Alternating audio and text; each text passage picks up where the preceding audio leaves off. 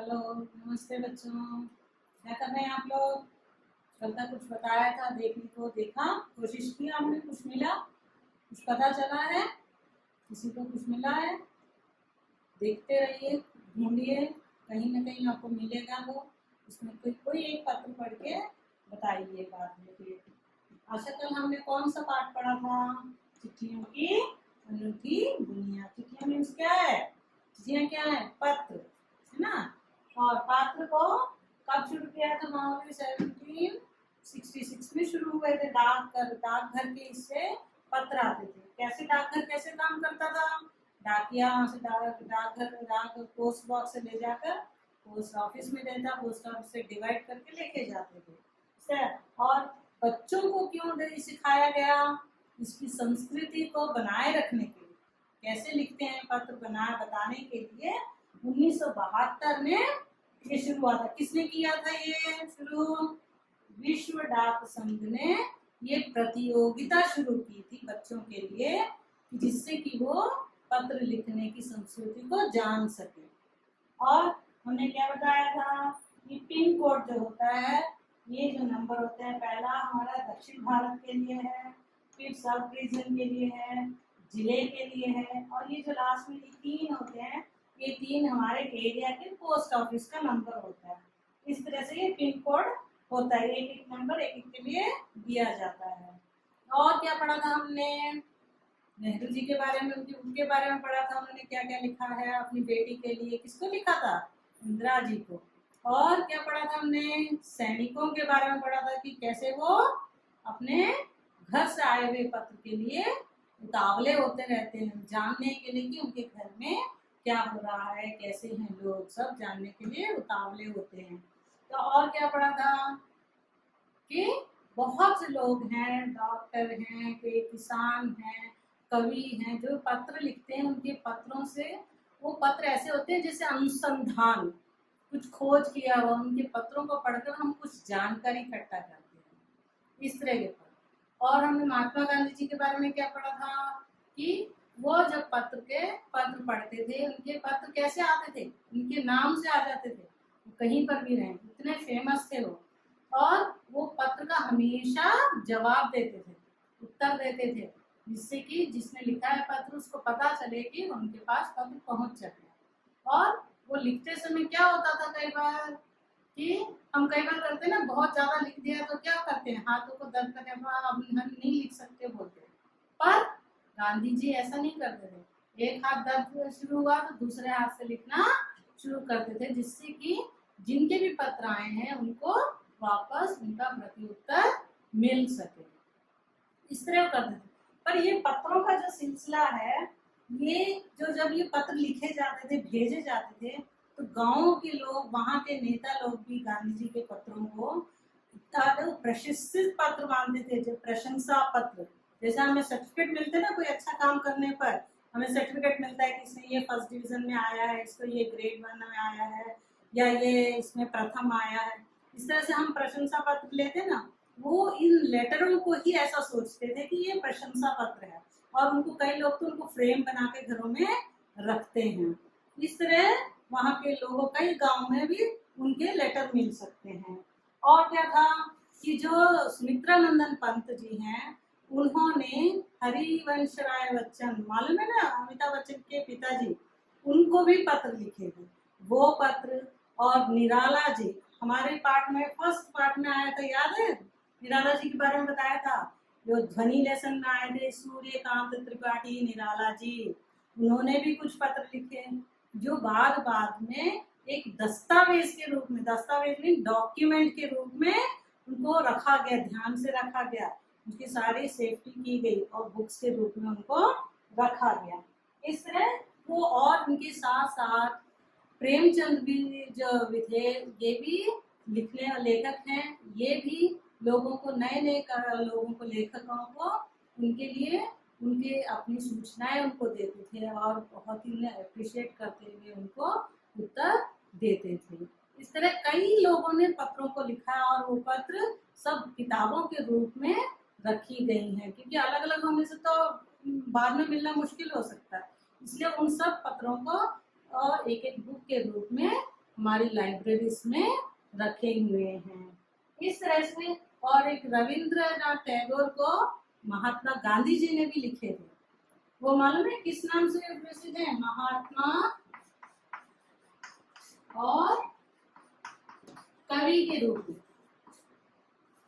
महात्मा और कवि किताब नाम से उनके पत्र जो है उस किताब में है, उनका नाम है महात्मा और कवि। किसे लिखा था? कवि यहाँ पे कौन है? रविंद्रनाथ टैगोर। किसने लिखा था? वो महात्मा गांधी जी ने लिखे थे।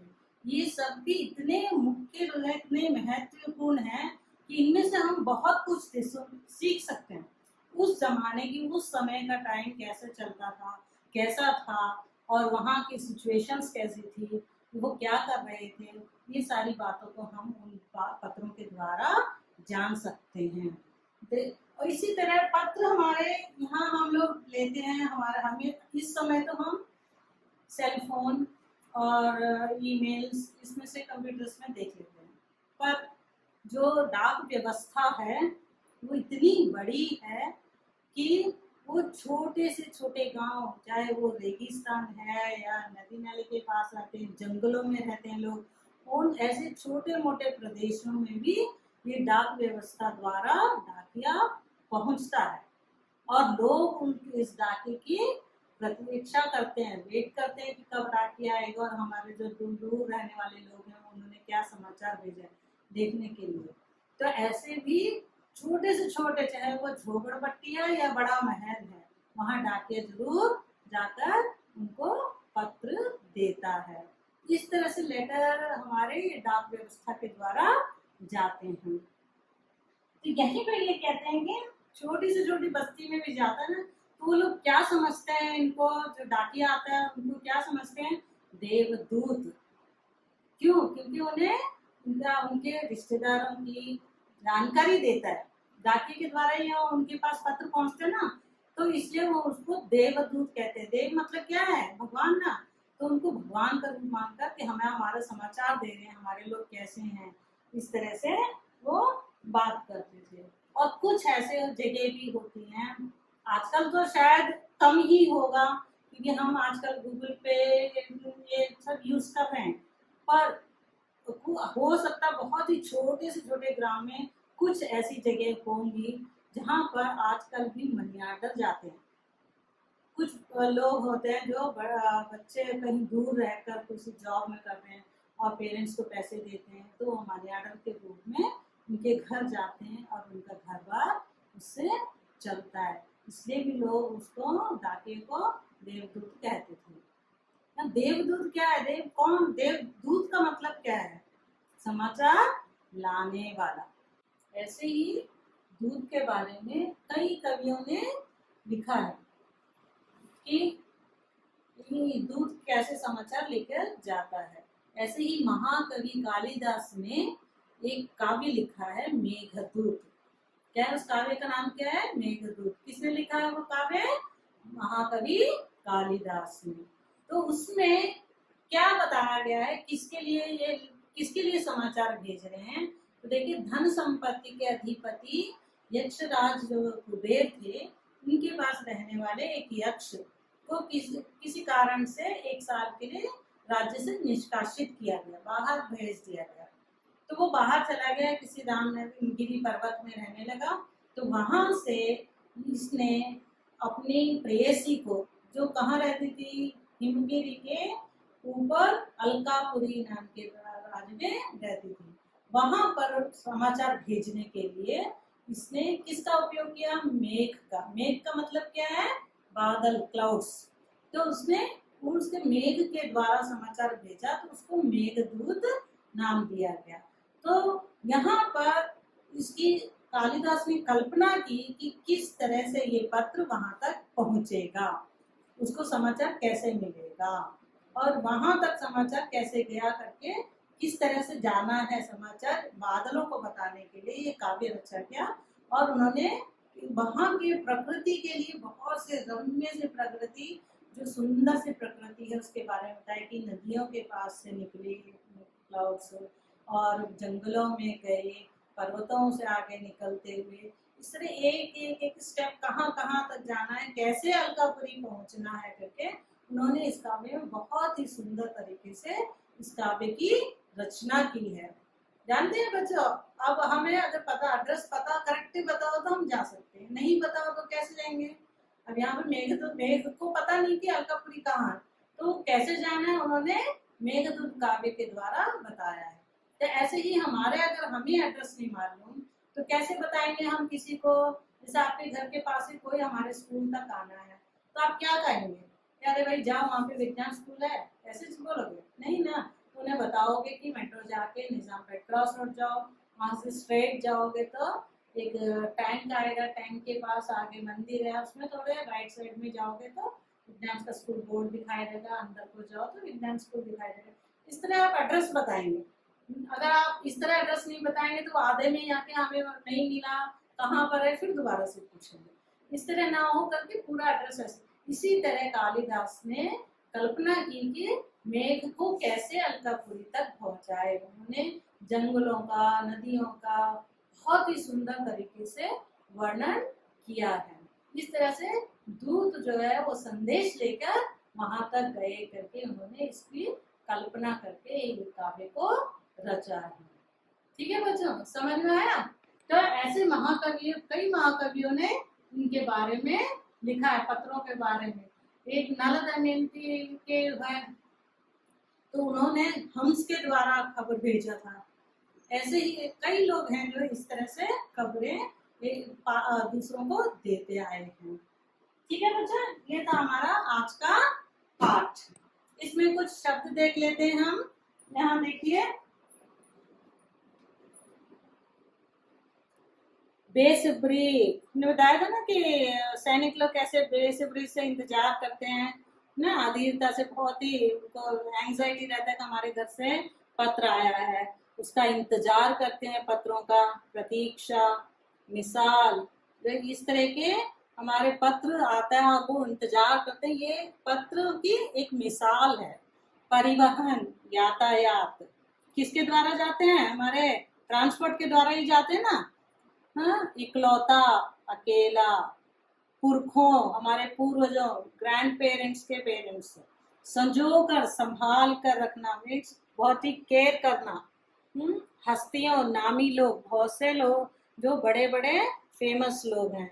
इस तरह कई लोगों ने, इन हस्तियों ने भी हमारे पत्रों को लिखा। हमने पढ़ा था ना, गांधी जी, नेहरू जी, निराला जी ने लिखे, सुमित्रानंद पंत जी ने लिखे। इस तरह कई लोगों ने पत्रों को लिखा और उन पत्रों को आज भी हम देखते हैं और आज भी कई लोग उनसे बहुत ही सूचना पाते हैं कि उस समय के कैसे लोग थे, उनके विचार कैसे होते थे, उस समय की परिस्थितियां कैसी थी। ये सब पत्रों के द्वारा जाना जाता है। बच्चों देखो, कल हमने क्या पढ़ा था, स्वर संधि के वेद में से दीर्घ संधि पढ़ा था, याद है। हर्ष या दीर्घ, कोई भी आ ई उ हो तो क्या आगे आकर आ ई उ आए तो दोनों मिलकर दीर्घ हो जाता है। आ हो जाता है, ई हो जाता है, ऊ हो जाता है, याद है ना। ये आ मिलकर आ हुआ, पर प्लस अधीन पराधीन, है ना। इसी तरह से ई हो गया, रवि प्लस इंद्र, रविंद्र। इसी तरह से ऊ मिलकर ऊ हो गया, लघुत्सव। ऊ मिलकर भी ऊ हो गया, लघु उर्मी। याद आ गया, ये याद है ना। अब मैं आपको वृद्धि संधि के बारे में बताती हूँ। ठीक है, अब नया उसी का स्वर संधि का ही एक और भाग है, वृद्धि संधि। ठीक है, अब हम वृद्धि संधि के बारे में जानेंगे।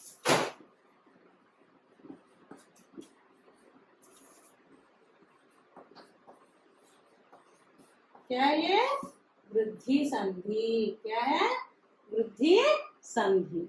इसमें क्या होता है, मैं इसके आपको रूल्स बताती हूँ। पहले क्या होता है, आ और आ, इसमें कोई भी अक्षर हो उसके साथ ए या ऐ, कोई भी, ये क्या है, दीर्घ है, ये भी दीर्घ है ना। ये हर्ष है, ये भी हर्ष है। तो ये जो अक्षर होते हैं आ या आ, इसके साथ ये आए, इसके साथ ये आए, या केवल इसके साथ ये दोनों कोई भी आ सकता है, इसके साथ ये दोनों कोई भी आ सकता है, तो आंसर क्या होगा, दोनों मिलाकर दीर्घ हो जाएगा, है ना। ऐसे ही ई के साथ क्या में आ के साथ ओ या औ। अब यहाँ पे भी आ के साथ ओ मिल जाए या आ के साथ ओ मिल जाए तो भी यहाँ पर क्या आएगा, औ। समझ रहे हैं। कल हमने दीर्घ संधि में एक महात्मा का पढ़ा था, याद है, क्या लिखा था हमने, महा प्लस आत्मा, याद आया। इसको हम मिलाते समय महात्मा, इन दोनों को मिलाया था, याद है ना। अब मैं एक शब्द दूंगी, अब उसको मिलाने की कोशिश करो।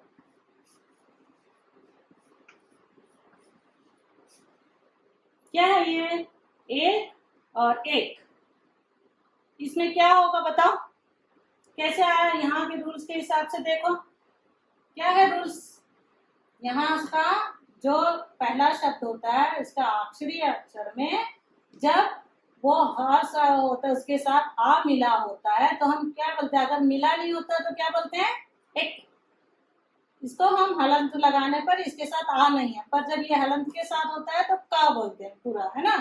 तो क्या होगा अभी यहाँ पर, इसके साथ का के साथ क्या मिला हुआ है, आ, है ना।